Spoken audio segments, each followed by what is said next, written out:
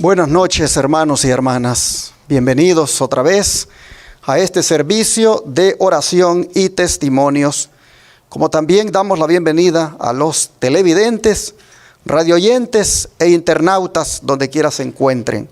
Ustedes también son parte de este servicio, de esta, iglesia del aire, y nos da mucho gusto que se conecten con nosotros los miércoles, los sábados y cuantas veces hay servicio en vivo, como también lo es el altar de peticiones, los lunes, miércoles y viernes a las 11 de la mañana, e igualmente el programa Recibiendo el Sábado que se hace a la puesta del sol de la hora de aquí del estado de Texas. Siempre que hay hermanos conectados ahí, damos una mirada a lo que escriben y nos gozamos saber de que la familia es bien grande, que somos muchos los que estamos unidos por un mismo mensaje. Esta noche voy a continuar la serie de Job, Paradigma del Hombre Sufriente, parte número 5 ya que el miércoles pasado toqué la parte número 4. En esta parte número 5, quiero que continuemos viendo cómo trabaja el enemigo para destruirnos, pero cómo debemos contrarrestarlo. Y lo vamos a ver a partir de la pregunta que le hizo Dios a Satanás y la respuesta que éste le dio. Vamos a Job capítulo 1, versículo 7. Job capítulo 1, verso 7.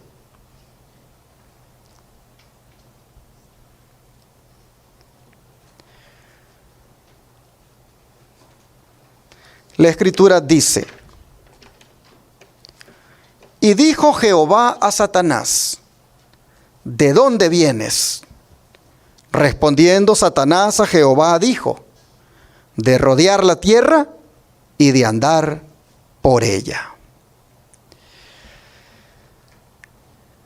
De aquí vamos a extraer, hermanos, nuestra reflexión esta noche. He descubierto que al llevar el libro de Job así despacio, me va llevando a otras cosas, y por eso es que, imagínense, ya llevo ya con 5 mensajes y apenas vamos aquí por el verso 7. Y creo que si lo hubiera hecho más despacio, más cosas hubiera sacado, pero ahí voy. En este verso 7, nosotros miramos, como dije, la manera como trabaja el enemigo para destruirnos y cómo debemos contrarrestarlo. La pregunta de Dios. ¿Cuál fue la pregunta de Dios? ¿De dónde vienes? Les pregunto, ¿no sabía Dios acaso de dónde venía? Dios lo sabe todo, ¿no es cierto? Dios sabía de dónde venía. La pregunta no tiene el propósito de querer saber de dónde viene, sino que la pregunta se está haciendo delante de los ángeles. Recuerden que ahí están los hijos de Dios, que son los ángeles, y él que ha venido en calidad de diablo ahí. La pregunta delante de los ángeles tiene el propósito de pedirle cuenta a Satanás de sus actividades, como también demostrarle que lo tiene vigilado y lo tiene bajo control. ¿Y cuál es el informe que Satanás le da de sus actividades por el mundo? A ver, ¿cuáles son?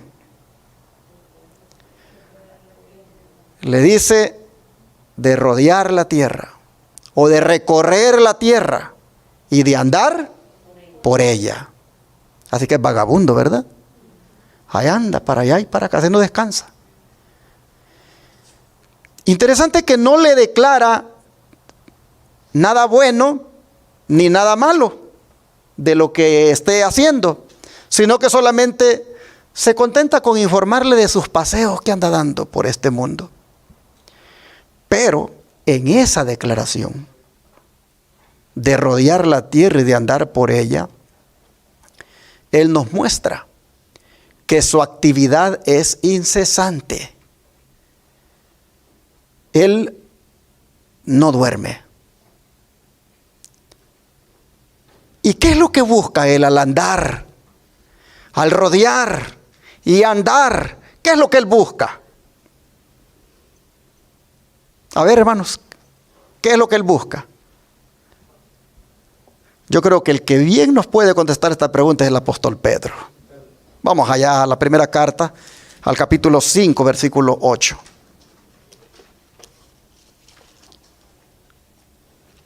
Primera de Pedro, capítulo 5, versículo 8.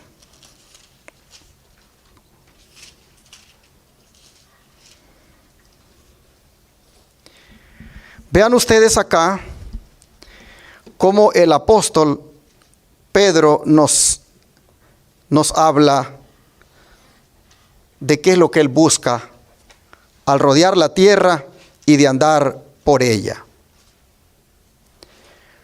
Dice el apóstol, Primera de Pedro 5, 8. Sed sobrios y velad, porque vuestro adversario el diablo, como león rugiente, anda alrededor. ¿De dónde habrá sacado Pedro esto? Sin duda de esa conversación que tuvo allá el diablo con el Señor. Dice, como león rugiente anda alrededor, buscando ¿qué cosa, hermanos? A quién devorar. Así que él anda merodeando en torno ¿a quién?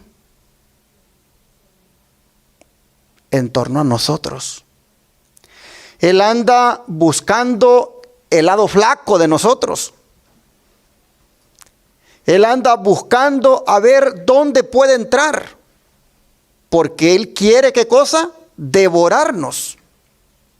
Es interesante que el apóstol Pedro diga que anda como león rugiente buscando. Cuando ustedes escuchan esa palabra buscando, es interesante que el león efectivamente, el león él no espera a que la presa venga a él. Él sale a buscar la presa. Él sale de su guarida. Y así es Satanás. Él no espera a que sus víctimas vengan a él. Él no se sienta a esperar a que más de alguno caiga en sus redes. No. Él va de un lado a otro buscando cómo cazar a sus víctimas. Y esas víctimas, hermanos y hermanas, somos nosotros. Él anda buscando devorarnos. Esta palabra devorar significa engullir, tragar.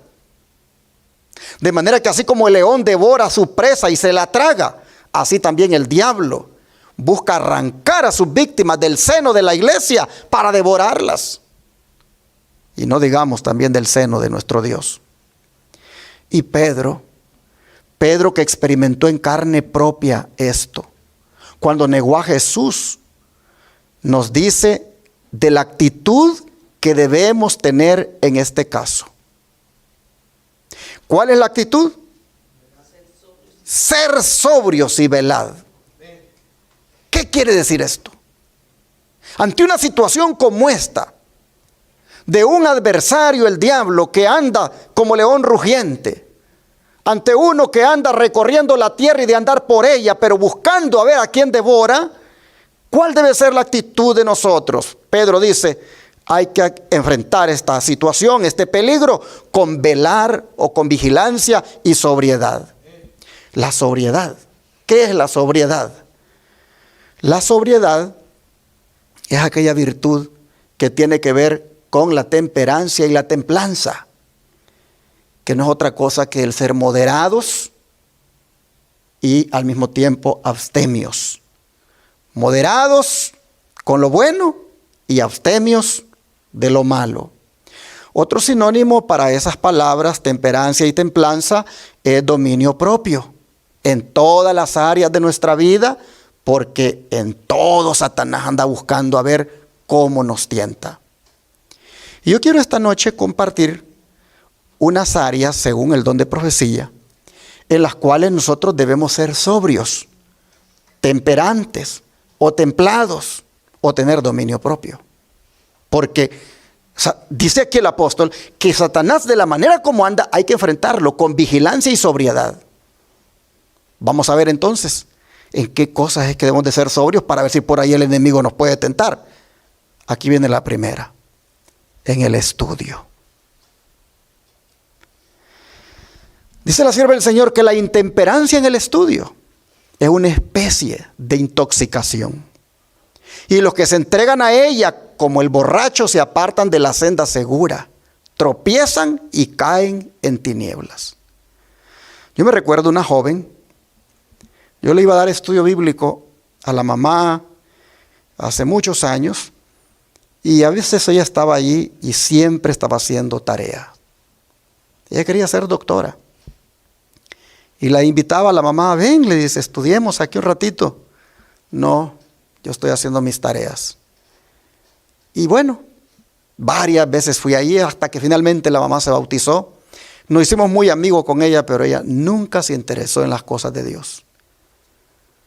Había veces que la encontraba con unas ojeras, porque le había tocado toda la noche estudiar. Decía que no había dormido para nada, porque ella quería alcanzar la meta.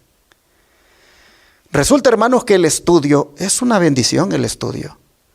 Pero cuando no somos temperantes en ello y llegamos a ese extremo de que ni a la iglesia queremos venir por el estudio, y bueno, a veces hasta nos vamos a mejor a la universidad el sábado porque queremos lograr la meta. Eso, dice la sierva del Señor, es una especie de intoxicación. Está bien que deseemos prepararnos, que lleguemos a alcanzar un nivel académico, pero sin transgredir los principios, sin pisotear los principios. Un ingeniero que lo vi sacar su carrera y se graduó, me decía, ¿sabes? Me decía que de algo que estoy muy contento. Es que logré titularme de ingeniero, pero nunca fui a una clase en sábado. Cuando yo ponía mis materias, yo decía, este viernes de noche no la agarro. Aunque me toque salir más tarde, graduado. Y estoy feliz, dice, porque soy lo que soy por la gracia de Dios y nunca transgredí el santo sábado. Tenemos muchos doctores adventistas hoy. Tenemos muchos profesionales, pero muchos lamentablemente tuvieron que transgredir los mandamientos de Dios. Se intoxicaron con el estudio. Entonces, estamos viendo aquí la sobriedad. Y dice que la temperancia en el estudio es una especie de intoxicación. Por lo tanto, ahí debemos de ser sobrios, es decir, moderados. Y los que se entregan a ella como el borracho se apartan de la senda segura, tropiezan y caen en las tinieblas. El Señor dice, quiere que todo alumno recuerde que el ojo debe mantenerse sincero para la gloria de Dios.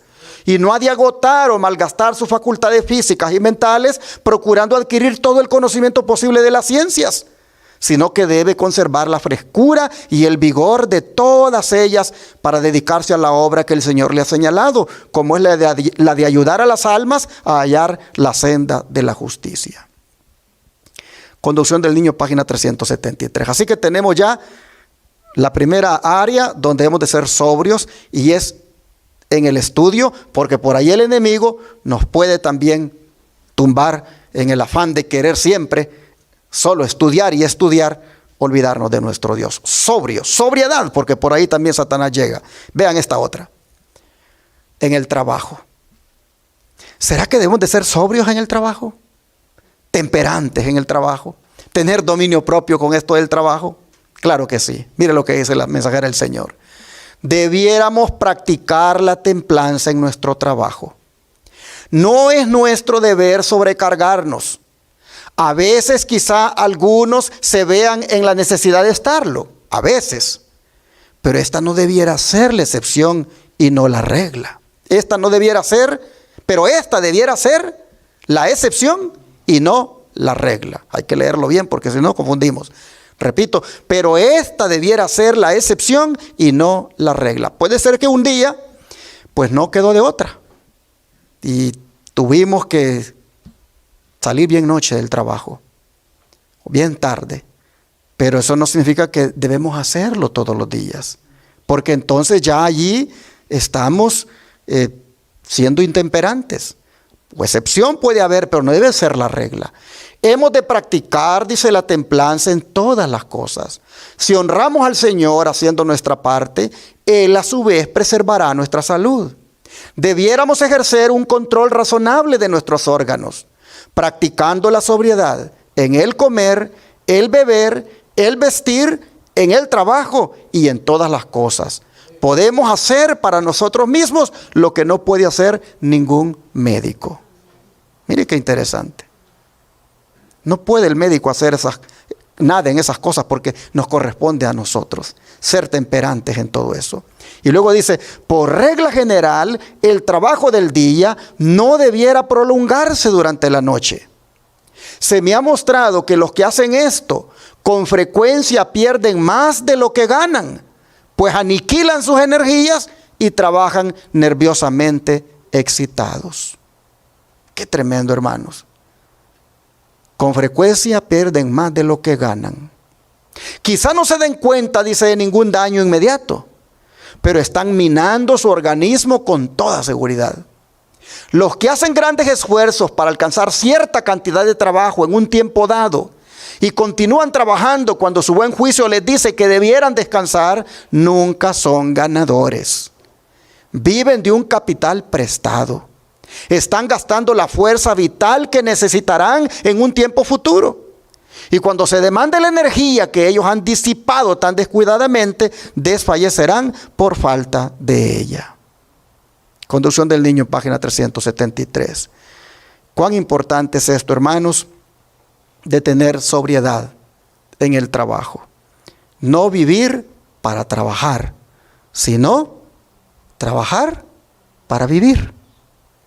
Porque el que vive para trabajar, trabaja día y noche y está dañando sus órganos, está quebrantando su salud y luego pues no tiene ganancia. Nunca es ganador porque termina enfermo. Así que vale la pena ser sobrios en el trabajo y por ahí el enemigo también busca hacernos daño. Ahora vean esta otra sobriedad y es en el comer. Y aquí, hermanos, pues creo que muchos somos tentados, ¿verdad? La verdadera temperancia, dice, nos enseña a no participar en absoluto de todo lo que es dañino y a consumir juiciosamente lo que es saludable. Hay pocos que comprenden como debieran todo lo que sus hábitos de vida tienen que ver con su salud, su carácter, su utilidad en este mundo y su destino eterno. El apetito siempre debiera estar subordinado a las facultades morales e intelectuales. El cuerpo debiera ser siervo de la mente y no la mente del cuerpo. O sea, el cuerpo quiere tal cosa, la mente lo debe poner en su lugar y decirle no, porque no es hora, porque acabas de comer. No han pasado 4 horas, así que la mente tiene que decirle al cuerpo, no puedes ingerir nada ahorita. O eso ya no conviene porque no hace buena combinación. Vas a hacer una borrachera en tu sistema. La mente tiene que ordenar al cuerpo. Sigue diciendo, los que comen y trabajan desmedida e irrazonablemente, hablan y actúan irrazonablemente también. ¿Qué les parece esto? Lo vuelvo a leer. Los que comen y trabajan desmedida e irrazonablemente, hablan y actúan irrazonablemente también. O sea, a veces cuando hablamos no tenemos esa sabiduría, a veces somos incoherentes, a veces hablamos cosas sin sentido, porque también hemos comido y trabajado de una manera desmedida e irracional. Dice, no es necesario beber licores para ser intemperante. El pecado de comer con intemperancia, que es comer demasiado frecuentemente, demasiado y de alimentos indigestos y malsanos, destruye la acción saludable de los órganos digestivos, afecta el cerebro y pervierte el juicio, impidiendo el pensar y el actuar en forma racional, tranquila y saludable. Con un estómago embotado, también hay mente embotada y no entiende y no comprende. Y por eso es que a veces estamos diciendo amén al predicador, ¿verdad? A cada rato, amén, amén. Pero es porque ya estamos bien borrachos de la comelona que nos dimos, porque no supimos ser moderados. Dice, en 9 casos de 10, hay más peligro en comer demasiado que en comer menos. Hay muchos enfermos que no padecen de ninguna enfermedad. La causa de sus dolencias es la complacencia ¿de qué? Del apetito. O sea, solo regulas el apetito y tu problema de enfermedad o tu dolencia se quita. En algunos casos, dice.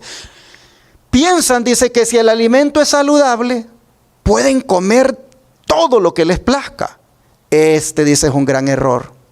Las personas cuyas facultades, que son las funciones biológicas en este caso, están debilitadas, debieran comer una cantidad moderada de alimento y aún limitada. Me recuerdo que a un paciente allá en Shepherd se le estaba dando bien poquito. Y alguien llamó y dijo, oigan, ¿y qué va a pasar con mi pariente allí? Muy poquito le están dando. Y después resulta que el siguiente programa para él eran 3 días de ayuno. Así que a veces no se entiende de que comer menos, hasta ayunar, eso es lo más beneficioso para la salud. Y a veces pensamos de que tenemos que tener los 3 tiempos y comer de una manera que nos llenemos para estar saludables. Tremendo error, dice. Las personas, dice, cuyas facultades o funciones biológicas están debilitadas, debieran comer una cantidad moderada de alimento y aún limitada. El organismo, dice, entonces va a ser capacitado para hacer su obra bien y fácilmente, y se va a ahorrar una gran cantidad de sufrimiento. Y luego, bajo el subtema, no neguéis a Dios por un acto de intemperancia, dice, hemos sido comprados con un precio. Por lo tanto, debemos glorificar a Dios en nuestro cuerpo y en nuestro espíritu, que son suyos. No hemos de negarlo por un acto de intemperancia. O sea, hermanos, que negamos a Dios cuando venimos y le damos y hasta que ya no aguantamos, ¿verdad? Hasta que ya topamos con el asunto de la comida. Ya no me cabe más. Dice, negamos a Dios. Luego dice, no hemos de negarlo por un acto de intemperancia, pues el unigénito Hijo de Dios nos ha comprado a un costo infinito, como es el mismo sacrificio de su vida. No murió, dice, por nosotros para que nos convirtiéramos en esclavos de malos hábitos, sino para que llegáramos a ser hijos e hijas de Dios que le sirven con todas las facultades del ser. Los que tienen continuamente en cuenta que están en esta relación con Dios, no colocarán en el estómago alimento que complazca el apetito, dañando a los órganos digestivos.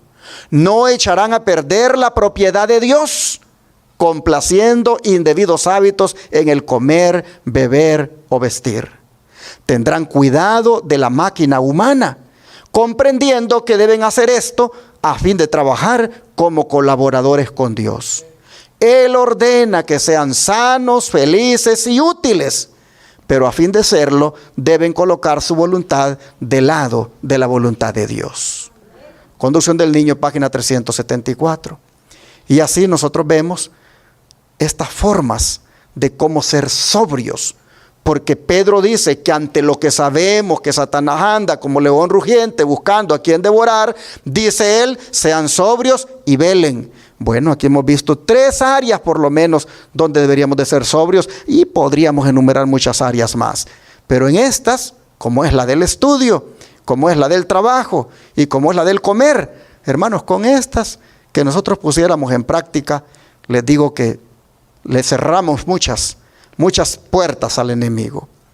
Pero Pedro dice que esto de ser sobrios también tiene que ir acompañado de ser vigilantes o de estar alertas. Y como dije, él lo dice por experiencia, pues ya de todos es conocido que fue uno de los que se durmieron en el Getsemaní. Cuando Cristo les pidió que velaran en oración, él fue uno de los que durmió cuando debería de estar orando. Así que él, por experiencia, sabe de que el cristiano tiende a dormirse.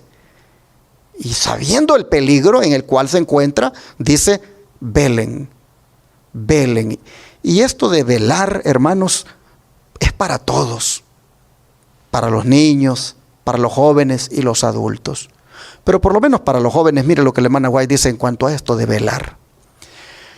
Si los jóvenes, dice, tan solo pudieran despertarse y sentir profundamente su necesidad de fuerza divina para resistir las tentaciones de Satanás, obtendrían preciosas victorias y una experiencia valiosa en la guerra cristiana. La única seguridad de los jóvenes estriba en ¿qué cosa? En velar y orar humildemente sin cesar. No deben hacerse la ilusión de que pueden ser cristianos sin esto. Satanás oculta sus tentaciones y designios bajo un manto de luz, como cuando se acercó a Cristo en el desierto. Se presentó entonces como uno de los ángeles celestiales. El adversario de nuestras almas se acercará como huésped celestial. Y el apóstol recomienda como nuestra única seguridad la sobriedad y la vigilancia. Los jóvenes que se entregan a la negligencia y la liviandad y que descuidan los deberes cristianos caen continuamente bajo las tentaciones del enemigo en vez de vencer como Cristo venció. Testimonios para la Iglesia, tomo 3, página 413. De manera, hermanos y hermanas, que así el apóstol Pedro dice que hay que enfrentar a ese que anda en derredor, que anda rodeando la tierra y andando por ella, pero solamente para buscar y devorar a los cristianos. Es interesante que este Satanás siempre es presentado en la Biblia como una persona que tiene un lazo para entrampar. No sé si recuerdan el Salmo 91, vamos para allá, miren cómo lo presenta aquí.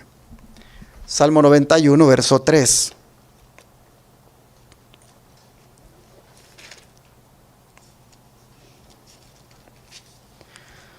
Dice, Él te librará ¿de qué cosa?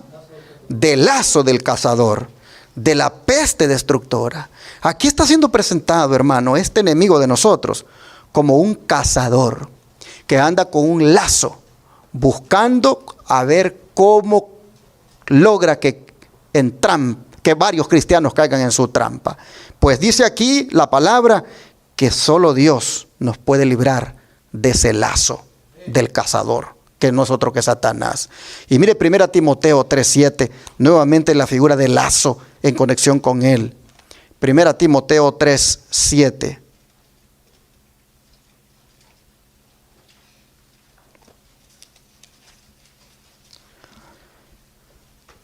Dice, hablando de los ancianos de iglesia, que uno de los requisitos que debe tener el anciano es que tenga, dice, buen testimonio de los de afuera, para que no caiga en descrédito y en lazo ¿de quién? Del diablo. La figura del lazo, es decir, el que entrampa. Por eso dice Pedro, enfréntenlo con sobriedad, enfréntenlo con vigilancia, estando alertas, porque él anda como con un lazo, buscando a ver a quién entrampa. Y nuevamente es reiterado en 2 Timoteo, ahora capítulo 2, versículo 24 al 26. 2 Timoteo capítulo 2, versículo 24 al 26. Nuevamente, hablando de lo que es ser un obrero aprobado, dice Pablo, porque el siervo del Señor no debe ser contencioso, sino amable para con todos, apto para enseñar, sufrido, que con mansedumbre corrija a los que se oponen, por si quizá Dios les conceda que se arrepientan para conocer la verdad, y escapen del lazo del diablo en que están cautivos a voluntad de él. Así que ustedes pueden ver que aparte de andar con el lazo, él busca ¿qué cosa? Atrapar. Él busca encarcelar. Él busca tener cautivo a su presa. Claro, teniéndolo cautivo, ahí luego se lo come como la fiera. Vemos cómo la figura del lazo es justamente la de alguien que anda buscando cazar. Y vamos a 2 Corintios para ver cómo siguen los consejos, para que nosotros no nos durmamos. 2 Corintios 11, verso 3. 2 Corintios 11, verso 3, dice, pero temo que como la serpiente con su astucia engañó a Eva, vuestros sentidos sean de alguna manera extraviados de la sincera fidelidad a Cristo. Aquí lo presenta como alguien astuto, como alguien que con astucia llega. Por ejemplo, muy astutamente, él puede usar a una mujer para hacer que un hermano caiga en el pecado. Muy astutamente puede usar a un hombre para hacer que una hermana caiga en el pecado. Usa de la astucia. Y vean 2 Corintios 2, versículo 11, cómo recalca esto de sus artimañas. 2 Corintios 2, verso 11. Dice, para que Satanás no gane ventaja alguna sobre nosotros, pues no ignoramos, ¿qué cosa? Sus maquinaciones. Así que esta noche, de la experiencia de Job, de la respuesta que Satanás le dio a Dios, estamos viendo, miren qué lejos nos llevan estos estudios, porque estamos mirando su estrategia, su forma de trabajo, su manera de cómo él se mueve en el mundo. Pablo dice que no nos gane ventaja, que no nos gane, porque no ignoramos sus maquinaciones. Más bien, el apóstol Pedro dice en el versículo 9, después del versículo 8 que leímos, que debemos de resistirle, dice. Debemos de resistirle firmes ¿en qué cosa? En la fe, sabiendo que los mismos padecimientos se van cumpliendo en vuestros hermanos en todo el mundo. Así que, hermanos y hermanas, ante una realidad como la que estamos tratando, nos toca, dice, resistir firmes en la fe. ¿A quién? A este enemigo que anda como león rugiente, que le dijo a Dios que venía de rodear la tierra y de andar por ella. Hay que resistirle firmes en la fe. Pero voy a compartirles ahorita 4 maneras. 4 maneras de cómo podemos resistirle firmes en la fe. La primera está en Santiago capítulo 4, versículo 7. Santiago capítulo 4, versículo 7.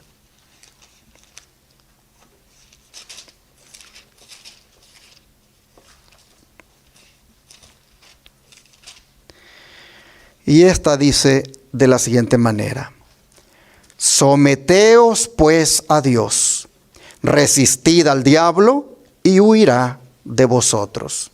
Así que, ¿cómo podemos resistir a Satanás firmes en la fe? Sometiéndonos a Dios. ¿Qué significa someterse a Dios? Significa, hermanos, dejarse gobernar por Dios. Significa dejarse guiar por Dios. Significa ser sumiso a la voluntad de Dios. El que haga eso, allí, hermanos, está resistiendo al diablo. Y dice el apóstol Santiago, que cuando mira que estamos resistiéndole de esa manera, ¿qué hace él? Huye de nosotros. Así que la manera de cómo resistir firmes en la fe a Satanás, la primera de ellas es sometiéndonos a la voluntad de Dios. Pero la segunda es resistirle con la verdad. Pues vea lo que dice Efesios 4, versículo 25 al 27. Efesios capítulo 4, versículo 25 al 27. Con la verdad. Dice, por lo cual desechando la mentira, hablad verdad, cada uno con su prójimo, porque somos miembros los unos de los otros. Y luego dice, airaos, pero no pequéis. No se ponga el sol sobre vuestro enojo, ni deis lugar ¿a quién? Al diablo. Noten ustedes que hay que resistirle con la verdad. Hay que desechar la mentira, hablando la verdad. En otras palabras, mis hermanos, otra forma de resistir al diablo es entre nosotros siendo sinceros, entre nosotros hablándonos con la verdad, porque somos miembros los unos de los otros. Yo no le puedo mentir a usted, usted no me puede mentir a mí, porque somos miembros los unos de los otros, somos un solo cuerpo. Y si queremos resistir al diablo, tenemos que ser honestos y sinceros entre nosotros, decirnos la verdad, hablarnos con verdad, y luego agregarle eso otro, que no demos a ese nivel de ponerse el sol sobre nosotros, ¿verdad? Con el enojo que a veces nos caracteriza. A veces pasamos con un enojo ahí contra alguien por mucho tiempo y ahí anda eso en el corazón. No podemos darle lugar al diablo en eso. No podemos estar enojados con nuestro hermano. Si algo sentimos con alguien, hermanos, no podemos dar lugar. Tenemos que buscar a ese hermano, a esa hermana, para sacarnos eso.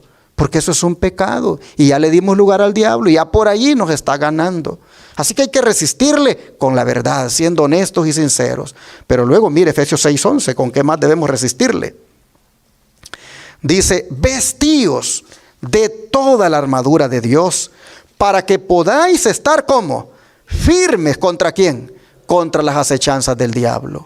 Esto no es otra cosa, hermanos, que ponerse todo lo que tiene que ver con la armadura. La oración, la fe, la palabra de Dios y la salvación y todo lo que tiene que ver con esa armadura. Pero hermanos, cuando hablamos de la palabra de Dios, esa, hermanos, es una espada, que esa la tenemos que tener, como decimos, bien afilada, en el sentido de estudiarla, para que así podamos defendernos con ella. Pues Jesús la usó.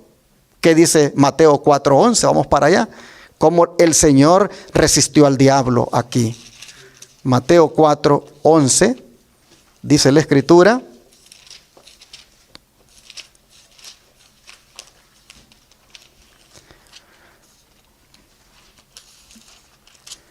Dice la palabra.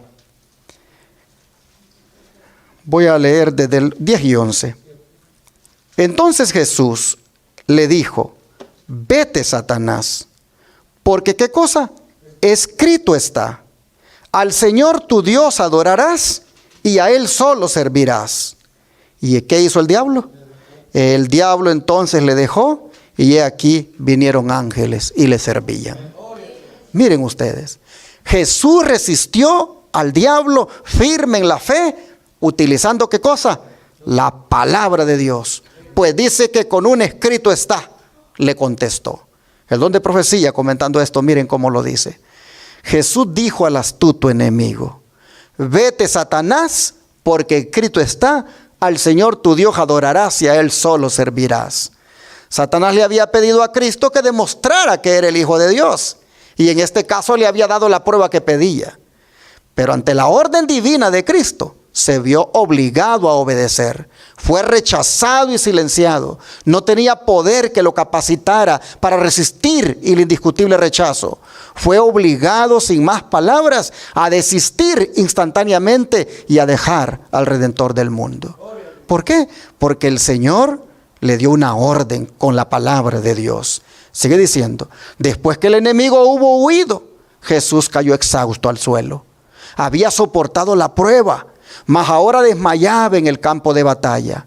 ¿Qué mano hubo allí para sostener su cabeza? ¿Quién le ofrecería cuidado y atención para que le pudiera recuperar sus fuerzas? ¿Sería abandonado a su suerte luego de haber conquistado la victoria? ¿O no?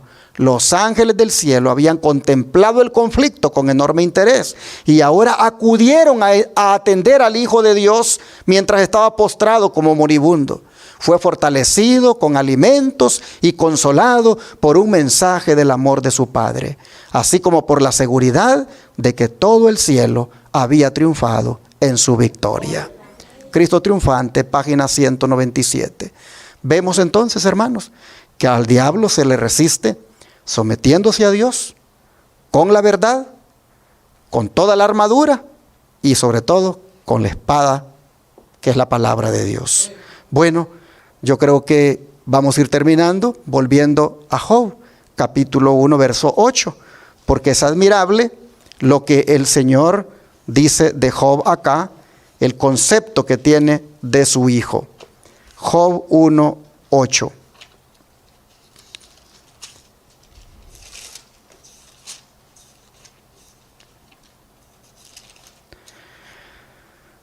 Cuando ya Satanás ha dicho que viene de rodear la tierra y de andar por ella, dice que Jehová le dijo a Satanás, ¿no has considerado a mi siervo Job, que no hay otro como él en la tierra, varón perfecto y recto, temeroso de Dios y apartado del mal?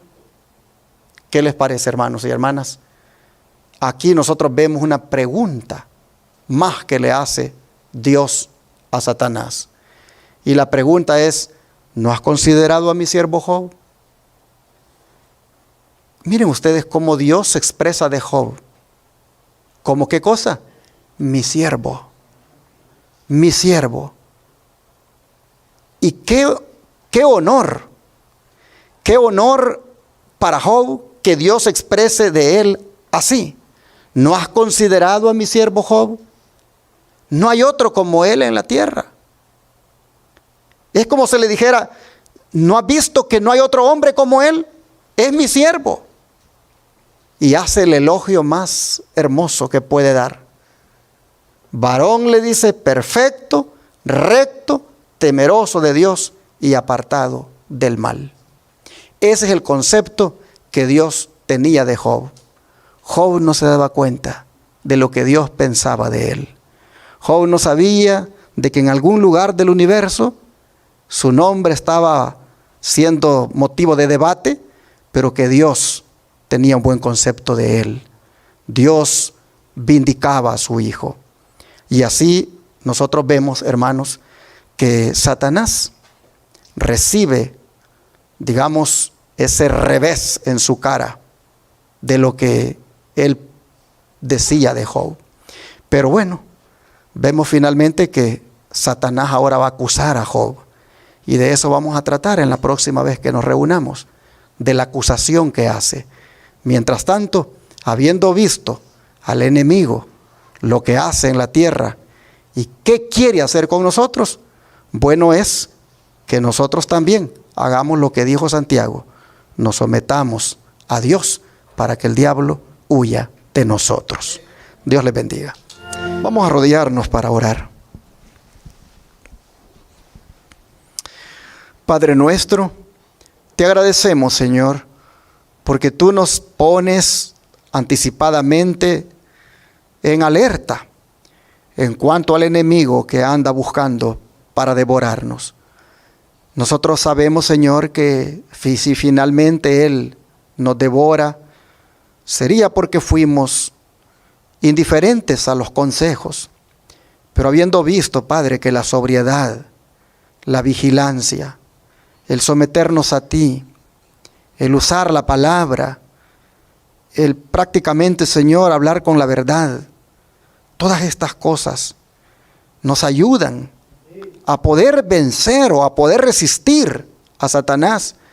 Señor, te rogamos que nos ayudes para que efectivamente pongamos en práctica estas cualidades.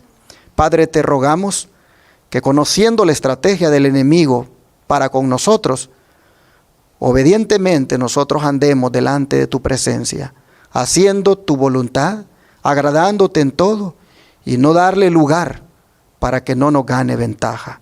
Señor, en tus manos nos ponemos y te pedimos que nos hagas más que victoriosos sobre toda tentación que el enemigo nos ponga. Que no nos arrebate, Señor, de ti. Que no nos haga caer en tentación, sino que al contrario, como tú, nosotros seamos más que vencedores. Te lo pedimos en el nombre de Jesús. Amén.